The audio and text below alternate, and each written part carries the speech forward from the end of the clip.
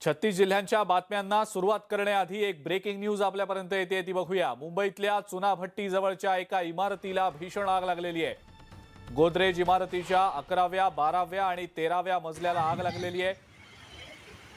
इमारतीमध्ये काही जण अडकल्याची भीती व्यक्त होतीये। चुनाभट्टी जवळची ही इमारत आहे आणि या इमारतीला भीषण आग लागल्याचं आपण या दृश्यांमध्ये देखील पाहतो। गोदरेज इमारतीच्या 11व्या, 12व्या आणि 13व्या मजल्याला आग लागलेली आहे।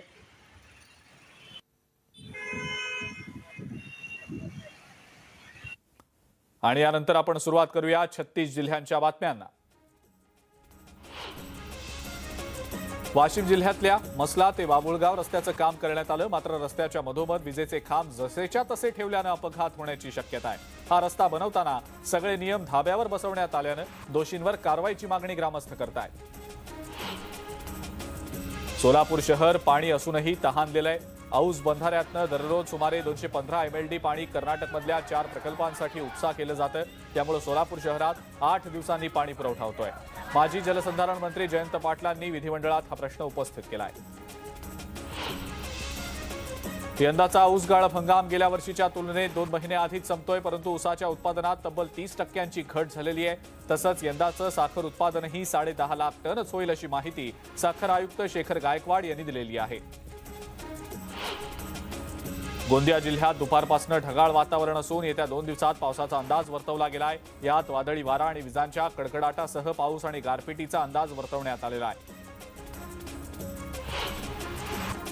यवतमाळमधल्या BS इस्पात कोळसा खाण कंपनीच्या मनमानी कारभाराच्या विरोधात परिसरातल्या शेतकऱ्यांनी आंदोलनाचं हत्यार उपसलंय। कंपनीमधनं ओव्हरलोड कोळशाची वाहतूक सुरू आहे, त्यामुळे परिसरातील शेतमाल धोक्यात आल्याचा आरोप केला जातोय।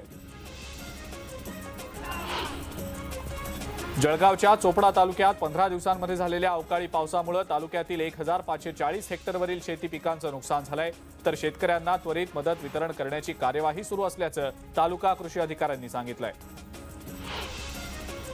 भंडाऱ्यातील शेतकरी अमृत मदनकर यांनी पारंपरिक शेतीला फाटा देत 3 एकरमध्ये कारल्याची लागवड केली आहे। यातून शेतकऱ्याला लाखोंचं उत्पन्न मिळालंय। एका वर्षात तब्बल 10 लाख रुपये मिळाल्यानं शेतकऱ्याच्या घरात आनंदाचं वातावरण आहे।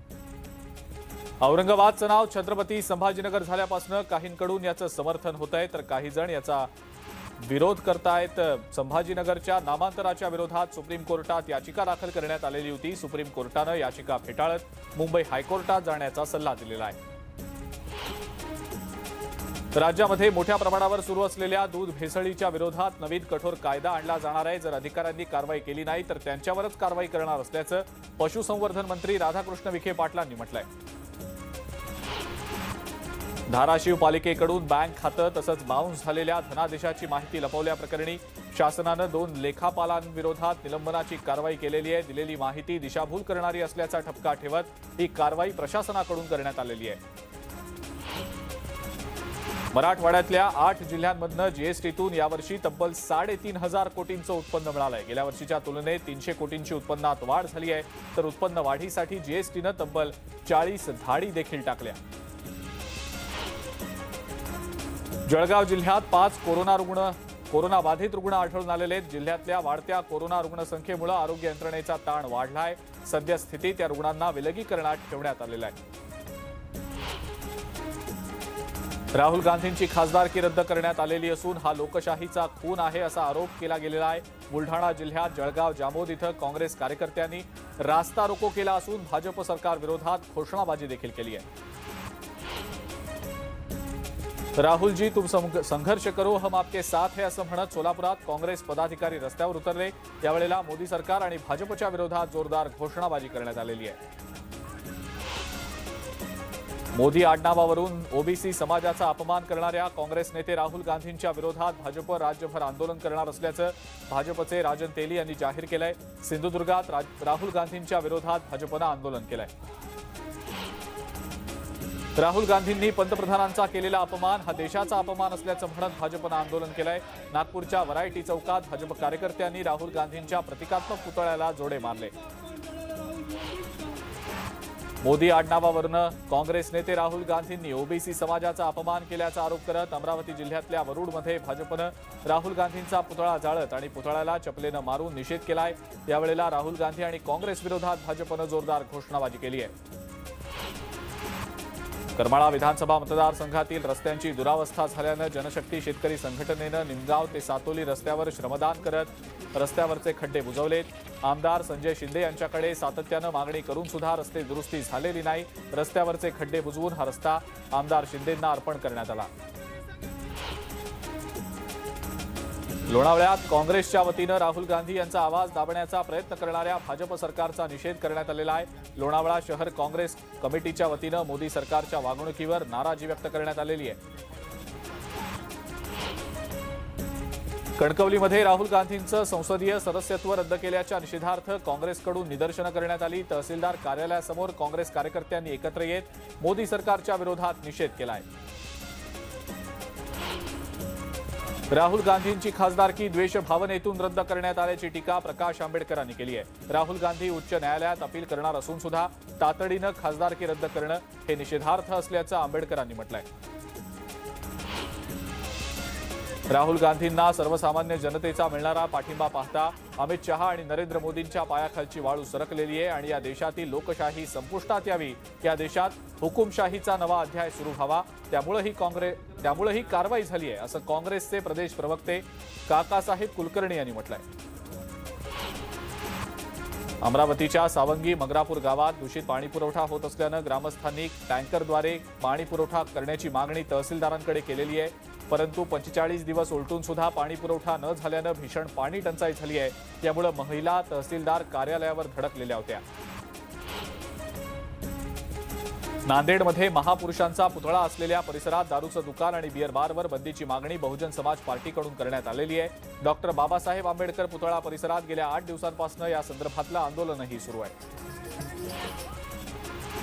वर्ध्याच्या हिंगणघाट शहरातल्या रेड लाईट एरियावर पोलिसांनी छापा टाकत एका महिलेसह 3 आरोपींना अटक केली आहे। आरोपींकडून पोलिसांनी 10,60,000चा मुद्देमाल जप्त केलाय। पोलिसांचा तपास सुरू आहे।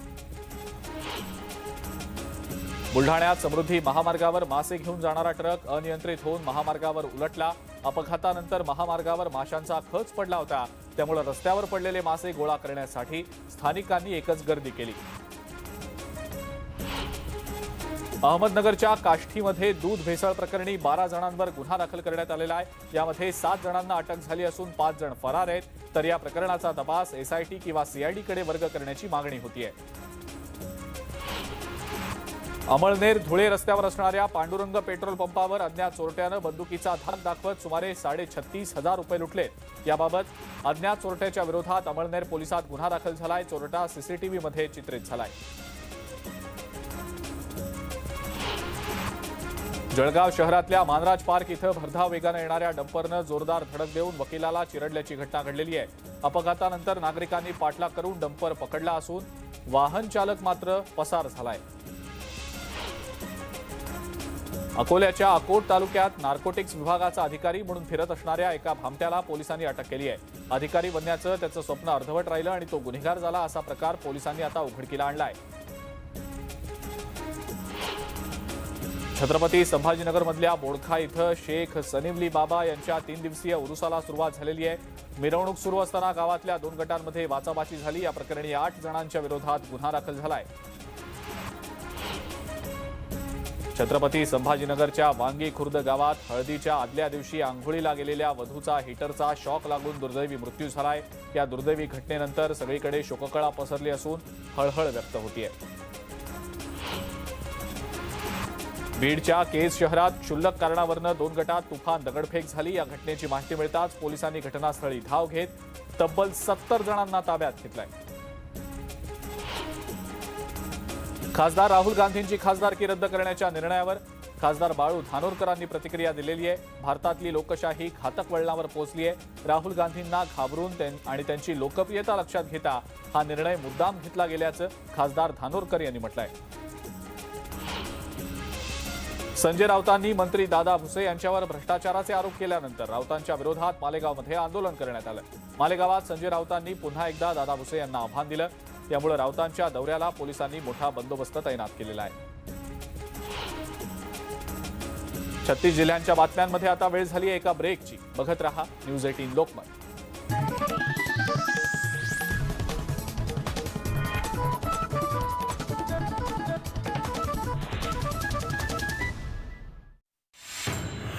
जगासोबत चालायचं तर अपडेट राहावंच लागेल.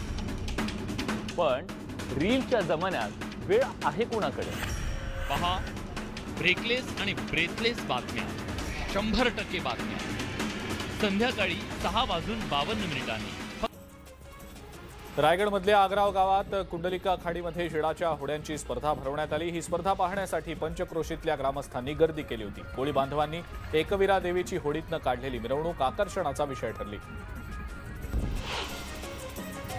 अलिबाग शहरात जागतिक क्षयरोग दिनाच्या निमित्तानं रॅली काढण्यात आली. दरम्यान शहरात ठिकठिकाणी जनजागृती करण्यात आली, तर यावेळेला टीबी मुक्त रायगडचा संकल्प करण्यात आला.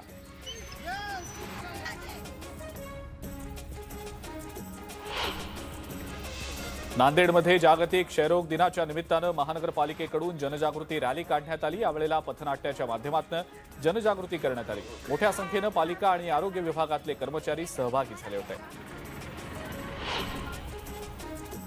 आणि यासोबतच 36 जिल्ह्यांच्या बातम्यांमध्ये आता वेळ झाली आहे इथंच थांबण्याची. ताज्या बातम्या आणि अपडेटसाठी बघत राहा फक्त न्यूज 18 लोकमत.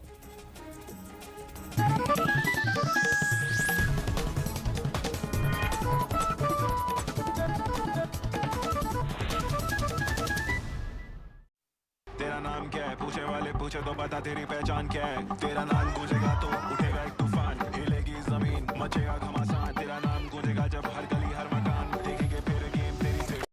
ये है शुरुआत तेरी, अब हर जुबान पे होगी बात तेरी. देखिए पहला Tata women's premier league 4 March से जियो सिनेमा पर बिल्कुल फ्री.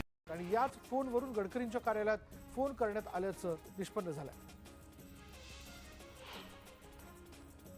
सांगली जिल्ह्यातील क्रीडा संकुल गेल्या 7 महिन्यांपासून अंधारात आहे. सुमारे 6 लाखांचं वीज बिल थकीत असल्यामुळे महावितरणने क्रीडा संकुलाचा वीज पुरवठा खंडित केला आणि त्यामुळे महाराष्ट्र केसरी स्पर्धेतल्या महिला कुस्तीपटूंना त्रास सहन करावा लागतो.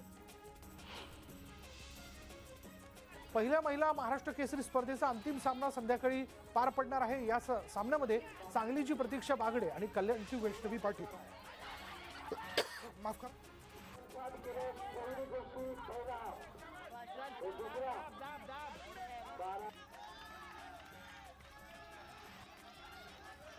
दरम्यान महाराष्ट्राची पहिली महिला महाराष्ट्र केसरी कोण याकडे सगळ्यांचंच लक्ष लागून आहे.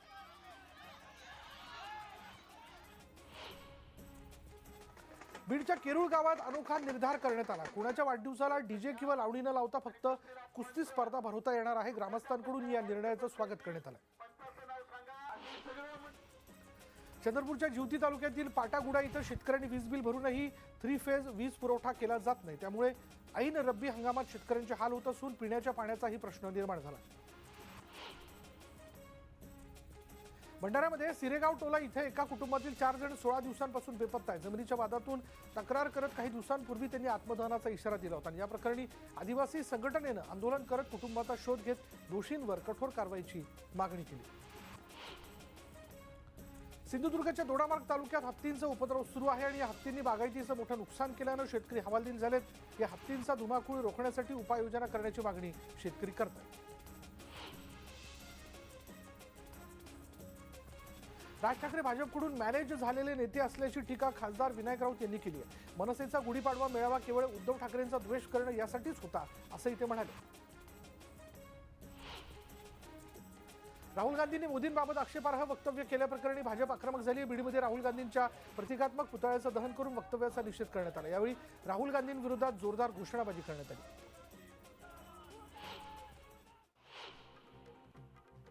लोणावळ्यामध्ये